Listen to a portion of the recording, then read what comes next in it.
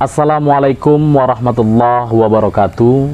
Pemirsa dimanapun Anda berada, saat ini Anda sedang menyaksikan bisanews.id bersama saya, Akbar Sahdan Nasution. Dalam program acara kita di bulan suci Ramadan ini, Ustadz menjawab. Tentunya pada hari ini sudah ada Bapak Al-Ustadz. Dengan siapa, Pak? Dengan Pak Edianto. Edianto. Ya. Iya, Edianto ini merupakan dosen, Pak ya? Ya, dosen. Dosen di STIT Kabupaten Batubara. Jadi tanpa memperpanjang kalam, hari ini kita akan membahas tentang seputaran taubat. Jadi dalam kehidupan ini banyak kesalahan-kesalahan yang diperbuat oleh manusia. Tentunya kita harus bertaubat. Dengan bertaubat, mudah-mudahan dari apa yang kita amalkan diterima oleh Allah Subhanahu wa Ta'ala. Begitu ya, Pak Ustadz ya? Ya. Iya, jadi sedikit tentang taubat itu. Sebenarnya taubat itu bagaimana, Pak Ustadz? Apa definisi taubat gitu ya? Iya, definisi taubat. Kita memang sering mendengar istilah taubat. Jadi ada sebagian orang beranggapan bahwa taubat itu adalah bagi mereka yang terjerumus di lembah maksiat dan dosa. Setiap hari melakukan dosa, lalu kemudian sadar, menyesal, lalu bertobat. Nah, ternyata taubat ini adalah miliknya orang-orang yang beriman. Jadi apa pengertian taubat? Yaitu yang dikatakan oleh para ulama, taubat itu adalah ar-ruju'u amma kana al-madhmumah fi syar'i ila ma huwa mahmudun fihi. Kalau dalam kitab Tanwirul Qulub dijelaskan, ar-ruju' minal awsafil mazmumah ila awsafil mahmudah, yaitu kembali dari perbuatan yang tercelah menurut hukum syarak untuk menuju kepada perbuatan yang terpuji, atau kembali daripada sifat-sifat yang tercelah untuk menuju kepada sifat-sifat yang terpuji, atau dengan bahasa lain, kembali mendekatkan diri kepada Allah Subhanahu wa Ta'ala setelah sebelumnya jauh dari Allah Subhanahu wa Ta'ala. Maka tadi dikatakan taubat itu milik siapa? Ternyata milik seluruh orang-orang yang beriman. Apa dalilnya? Allah katakan, wa tubu ilallahi jami'an ayyuhal mu'minuna la'allakum tuflihun. Kata Allah, bertobatlah kamu kepada Allah, ayyuhal mu'minun, wahai orang-orang beriman. Dan ditujukan kepada orang beriman, la'allakum tuflihun, mudah-mudahan kamu menjadi orang yang beruntung. Jadi kalau kita lihat ayat ini, jelas bahwa taubat itu adalah karakter orang beriman. Dengan kata lain, kalau dia tidak bertobat, hilanglah karakter itu. Kalau hilang karakternya itu, dipertanyakan imannya, dipertanyakan titel mukminnya. Seperti itu. Akbar. Jadi Ustadz, berarti kita dalam kehidupan sehari-harinya harus selalu untuk bertobat, Ustadz? Ya jelas, harus selalu. Bahkan kata Ibnu Athaillah As-Sakandari, seorang ahli sufi, ahli hikmah yang terkenal itu, beliau mengatakan bahwa orang-orang yang beriman itu setiap saat bertobat kepada Allah Subhanahu wa Ta'ala. Bukan setiap hari, setiap saat. Sikit-sikit zikir, sikit-sikit menghadap kepada Allah, sikit-sikit salat sunat, sikit-sikit beribadah kepada Allah Subhanahu wa Ta'ala. Bahkan Pak Akbar, Rasulullah sallallahu alaihi wasallam, seorang nabi yang termulia, penghulu sekalian nabi, Sayyidul Mursalin, yang dijamin oleh Allah masuk surga, itu pun beliau bertobat kepada Allah. Dalam hadis dikatakan 100 kali dalam sehari semalam. Bayangkan itu. Satu hari satu malam Rasulullah itu bertobat, istighfar kepada Allah, mohon ampun kepada Allah 100 kali. Di hadis lain 70 kali. Kita ini yang bergelimang dosa dan maksiat kepada Allah, kira-kira ada nggak 70 kali atau 100 kali kita mengucapkan istighfar, mohon ampun kepada Allah Subhanahu wa Ta'ala atas dosa dan kesalahan kita? Iya.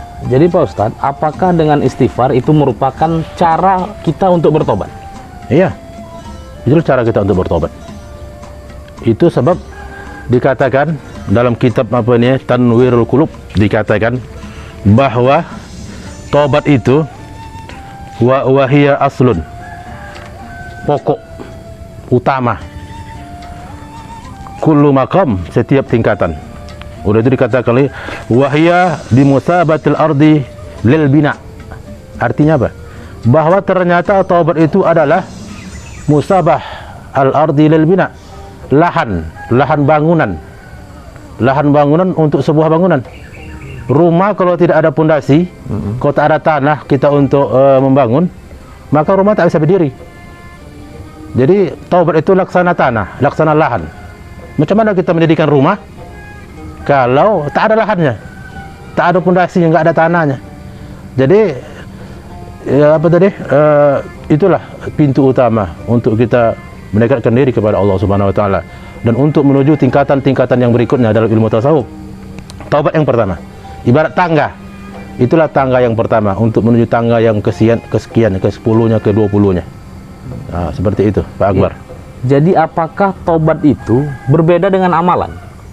Apakah dengan kita senantiasa berbuat baik atau beramal baik, Ya. apakah itu bukan sebagian dari taubat?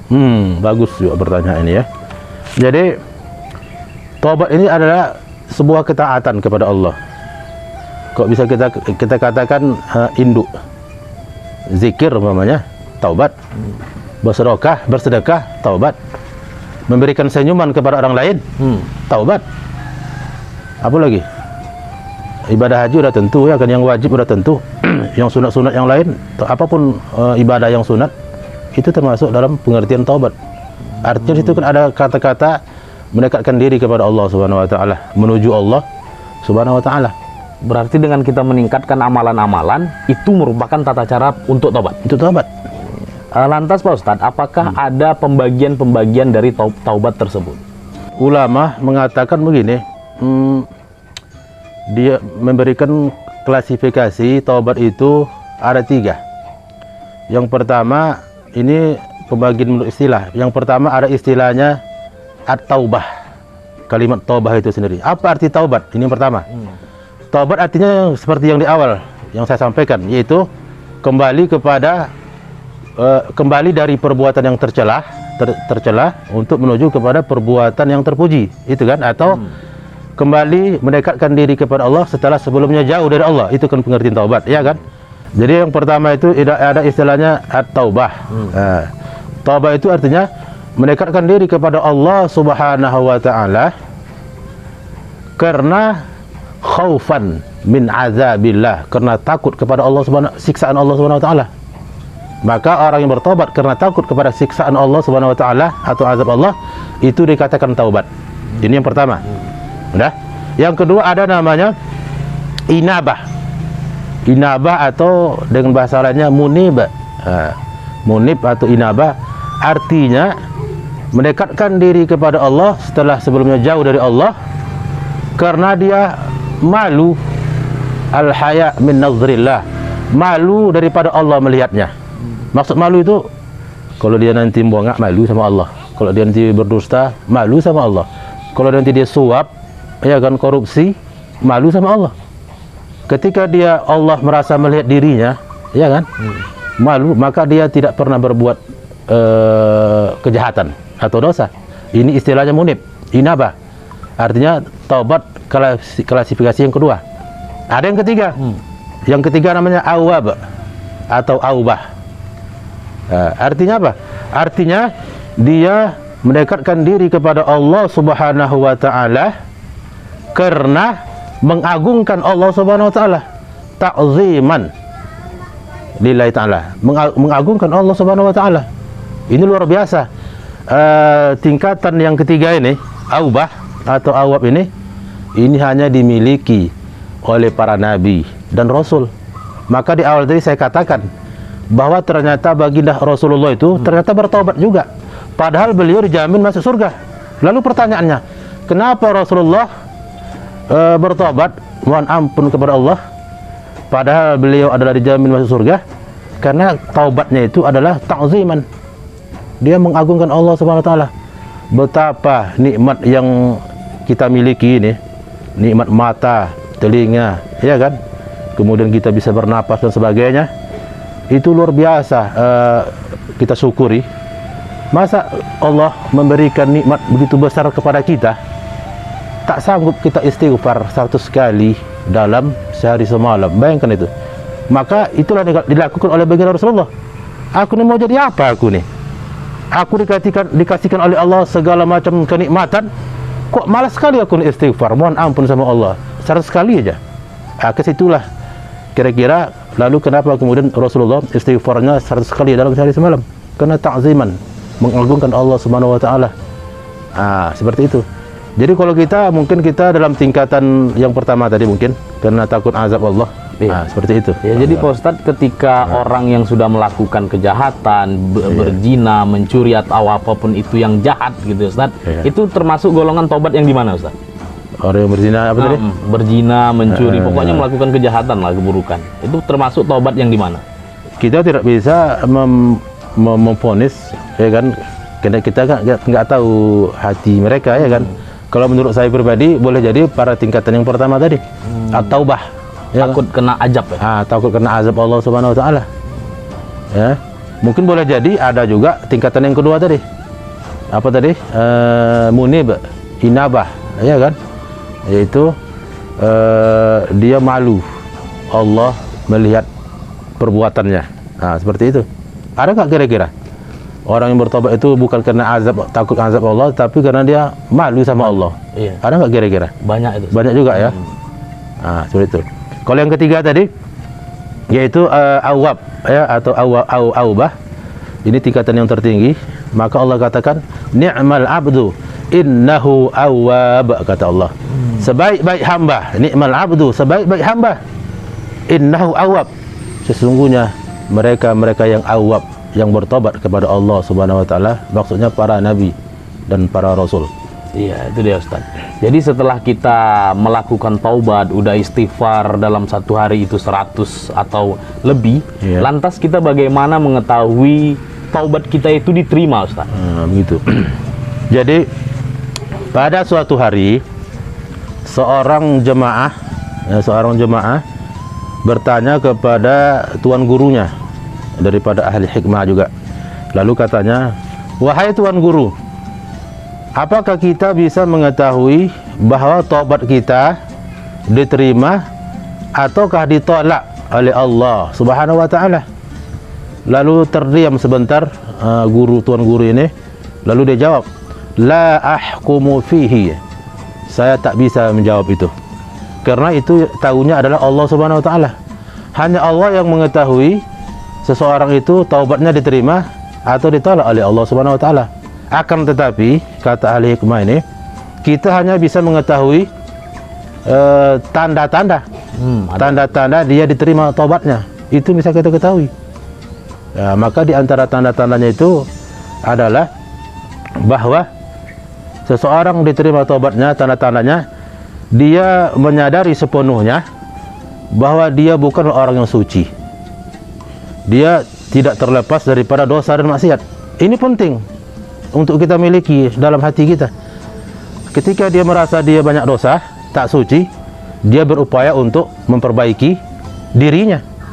Berbeda dengan orang yang sok alim, sok paten, sok bagus, ya kan? Kan banyak sekarang orang seperti itu, ya kan? Di mana-mana kita lihat orang yang sok suci ini, sok paten ini gawat, ya. Karena amalnya banyak, merasa dia paling benar. Paling benar. Dan pada masa yang sama, dia pun nyantai dia. Amal aku kan banyak, aku kan tak ada dosa aku. Jadi dia terjatuh di lubang yang dia buatnya sendiri, ya kan? Kalau bahasa kita jebakan Batman, ya kan? Dia merasa suci. Dengan ketika dia merasa suci, dia tidak akan melakukan ibadah kepada Allah. Berbeda dengan dia merasa banyak dosa, ya kan? Maka dia akan berupaya untuk meningkatkan amal ibadahnya. Itu tanda-tanda yang pertama. Tanda yang kedua, bahwa di dalam hatinya itu al-farhu ghaiban, tidak ada rasa gembira di hatinya lagi.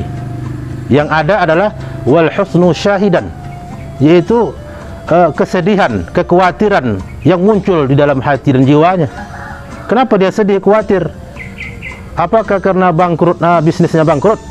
Apakah rumahnya terbakar, ludes, habis, maka dia sedih, khawatir, nggak ada rasa gembira? Bukan ternyata. Ternyata amal ibadahnya kurang, bahkan nggak ada. Maka hatinya senantiasa galau, gundah gulana.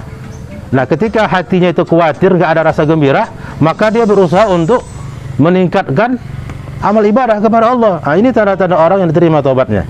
Itu yang kedua. Yang ketiga, dia senantiasa dekat bergaul dengan orang-orang yang baik, selalu berada di tempat-tempat yang baik. Nah, ini tanda-tanda orang diterima taubatnya. Begitu ada orang baik, dia ada. Begitu ada majelis ta'lim, dia ada. Nah, inilah tanda-tanda orang yang diterima taubatnya. Yang ketiga ya, yang kemudian berikutnya tanda-tandanya lagi, walaupun Allah Subhanahu wa taala memberikan dia harta dunia ini sedikit, tapi dia sudah merasa cukup banyak. Subhanallah, ya kan? Jadi orang-orang seperti ini, dunia itu diletakkan di tangannya. Nah, tak pernah diletakkan di hatinya dunia ini. Harta itu diletakkan di tangannya. Ketika diletakkan di tangannya, akan mudah dilepaskan, ya kan? Tapi ketika dunia ini diletakkan di hatinya, sulit untuk dikeluarkan. Kenapa? Karena begitu cinta dia terhadap harta atau dunia ini. Nah, ini. Kemudian saya lanjut sedikit lagi Pak Akbar. Tanda-tanda yang orang terima tobatnya. Tadi ketika dia mendapatkan harta, sedikit harta dia merasa banyak. Ketika dia melakukan amal ibadah yang cukup banyak, tiap malam sholat tahajud, baca Al-Quran, tapi qalilan, merasa sedikit, kurang. Ketika dia merasa kurang, dia tingkatkan amal ibadahnya kepada Allah Subhanahu wa taala. Kemudian tanda yang berikutnya, dia fokus beribadah kepada Allah dan dia tidak begitu mementingkan dunia ini. Bukan tak penting 100%, nanti mau makan apa dia, ya kan? Tetapi fokusnya lebih kepada akhirat. Nah, itu. Yang terakhir, tanda-tanda diterima taubatnya oleh Allah Subhanahu wa taala, bahwa dia senantiasa menjaga lidahnya.